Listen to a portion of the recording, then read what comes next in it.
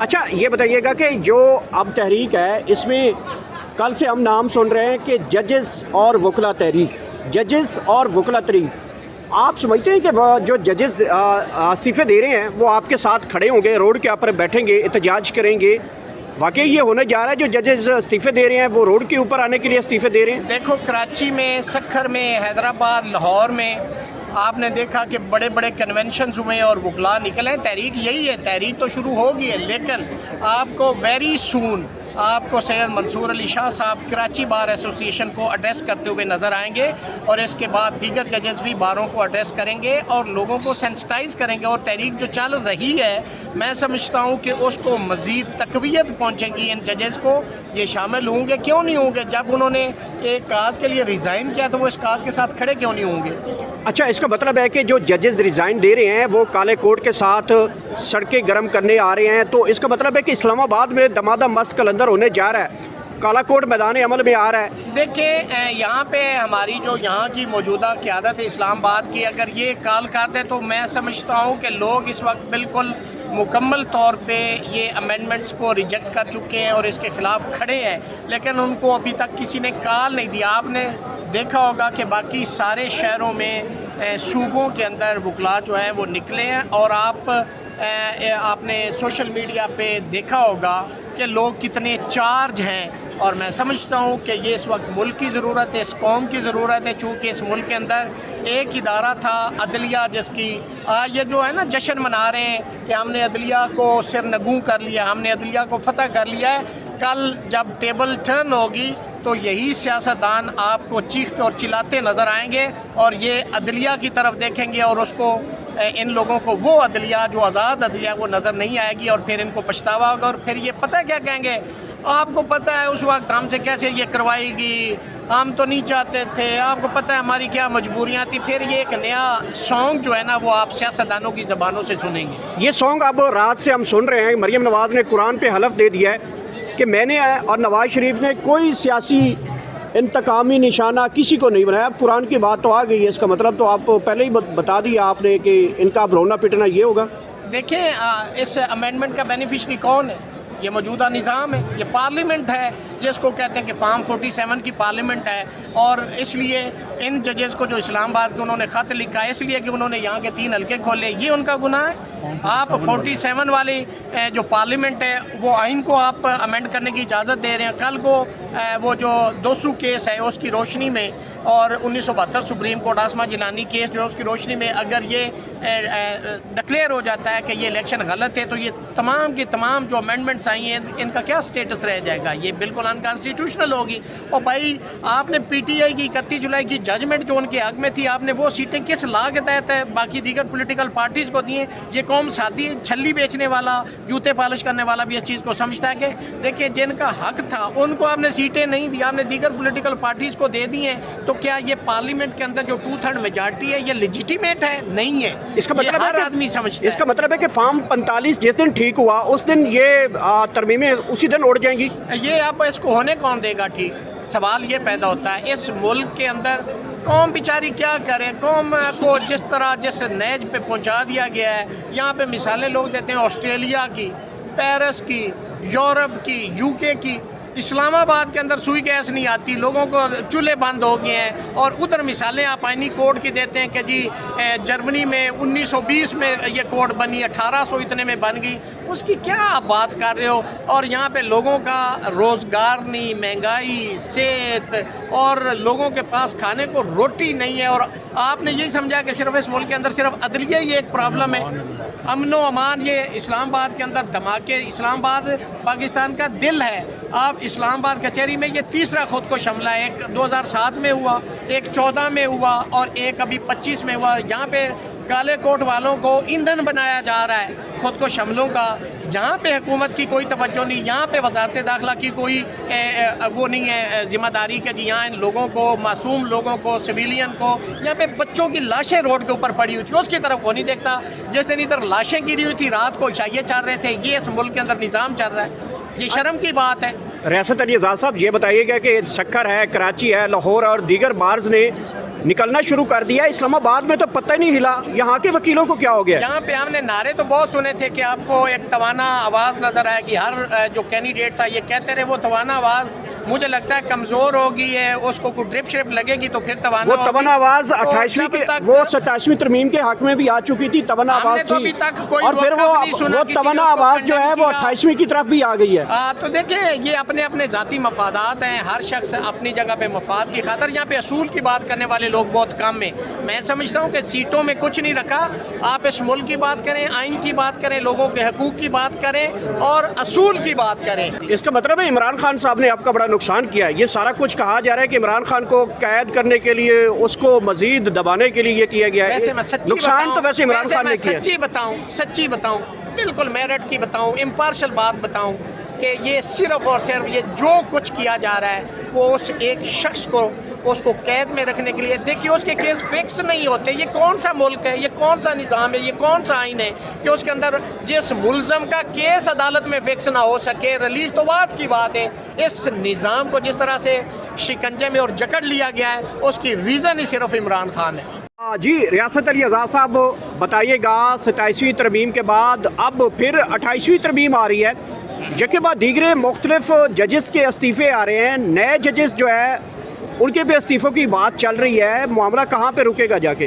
بسم اللہ الرحمن الرحیم۔ میں سمجھتا ہوں کہ اب یہ 26ویں 27ویں 28ویں اور 29 30 اس کے چکر میں مت پڑے، اس آئین کا نام بدل دے اور ایک صرف اور صرف لیجسلیشن اور ایک امینڈمنٹ کر دیں جس کے اندر یہ لکھ دیں کہ یہ سارا کا سارا جو سیٹ اپ اس وقت موجود ہے یہ تا حیات چلے گا، اس کے بعد کسی اور امینڈمنٹ کی آپ کو ضرورت نہیں ہے۔ اچھا یہ بتائیے گا کہ جو اب تحریک ہے اس میں کل سے ہم نام سن رہے ہیں کہ ججز اور وکلا تحریک، ججز اور وکلا تحریک، آپ سمجھتے ہیں کہ وہ جو ججز استعفے دے رہے ہیں وہ آپ کے ساتھ کھڑے ہوں گے، روڈ کے اوپر بیٹھیں گے، احتجاج کریں گے؟ واقعی یہ ہونے جا رہا ہے جو ججز استعفے دے رہے ہیں وہ روڈ کے اوپر آنے کے لیے استعفے دے رہے ہیں؟ دیکھو کراچی میں، سکھر میں، حیدرآباد، لاہور میں آپ نے دیکھا کہ بڑے بڑے کنونشنز ہوئے اور وکلا نکلے، تحریک یہی ہے، تحریک تو شروع ہوگی ہے، لیکن آپ کو ویری سون آپ کو سید منصور علی شاہ صاحب کراچی بار ایسوسی ایشن کو ایڈریس کرتے ہوئے نظر آئیں گے، اور اس کے بعد دیگر ججز بھی باروں کو ایڈریس کریں گے اور لوگوں کو سینسٹائز کریں گے، اور تحریک جو چل رہی ہے میں سمجھتا ہوں کہ اس کو مزید تقویت پہنچے گی ان ججز کو۔ یہ شامل ہوں گے، کیوں نہیں ہوں گے؟ جب انہوں نے ایک کاز کے لیے ریزائن کیا تو وہ اس کاز کے ساتھ کھڑے کیوں نہیں ہوں گے؟ اچھا اس کا مطلب ہے کہ جو ججز ریزائن دے رہے ہیں وہ کالے کوٹ کے ساتھ سڑکیں گرم کرنے آ رہے ہیں، تو اس کا مطلب ہے کہ اسلام آباد میں دمادم مست کلندر ہونے جا رہا ہے، کالا کوٹ میدان عمل میں آ رہا ہے۔ دیکھیں یہاں پہ ہماری جو یہاں کی موجودہ قیادت ہے اسلام آباد کی، اگر یہ کال کرتے تو میں سمجھتا ہوں کہ لوگ اس وقت بالکل مکمل طور پہ یہ امینڈمنٹس کو ریجیکٹ کر چکے ہیں اور اس کے خلاف کھڑے ہیں، لیکن ان کو ابھی تک کسی نے کال نہیں دیا۔ آپ نے دیکھا ہوگا کہ باقی سارے شہروں میں صوبوں کے اندر وکلا جو ہیں وہ نکلے ہیں، اور آپ نے سوشل میڈیا پہ دیکھا ہوگا کہ لوگ کتنے چارج ہیں، اور میں سمجھتا ہوں کہ یہ اس وقت ملک کی ضرورت ہے، اس قوم کی ضرورت ہے، چونکہ اس ملک کے اندر ایک ادارہ تھا عدلیہ جس کی یہ جو ہے نا جشن منا رہے ہیں کہ ہم نے عدلیہ کو سرنگوں کر لیا، ہم نے عدلیہ کو فتح کر لیا ہے۔ کل جب ٹیبل ٹرن ہوگی تو یہی سیاستدان آپ کو چیختے اور چلاتے نظر آئیں گے، اور یہ عدلیہ کی طرف دیکھیں گے، اور اس کو ان لوگوں کو وہ عدلیہ جو آزاد عدلیہ وہ نظر نہیں آئے گی، اور پھر ان کو پچھتاوا ہوگا، اور پھر یہ پتہ کیا کہیں گے، آپ کو پتہ ہے اس وقت ہم سے کیسے یہ کروائی گی، ہم تو نہیں چاہتے تھے، آپ کو پتہ ہے ہماری کیا مجبوریاں تھیں۔ پھر یہ ایک نیا سانگ جو ہے نا وہ آپ سیاستدانوں کی زبانوں سے سنیں گے۔ یہ سانگ اب رات سے ہم سن رہے ہیں، مریم نواز نے قرآن پہ حلف دے دیا ہے کہ میں نے اور نواز شریف نے کوئی سیاسی انتقامی نشانہ کسی کو نہیں بنایا۔ اب قرآن کی بات تو آ گئی ہے، اس کا مطلب تو آپ پہلے ہی بتا دیا آپ نے کہ ان کا اب رونا پٹنا یہ ہوگا۔ دیکھیں اس امینڈمنٹ کا بینیفیشری کون ہے؟ یہ موجودہ نظام ہے، یہ پارلیمنٹ ہے، جس کو کہتے ہیں کہ فارم 47 کی پارلیمنٹ ہے، اور اس لیے ان ججز کو جو اسلام آباد کے انہوں نے خط لکھا ہے اس لیے کہ انہوں نے یہاں کے 3 حلقے کھولے، یہ ان کا گناہ ہے؟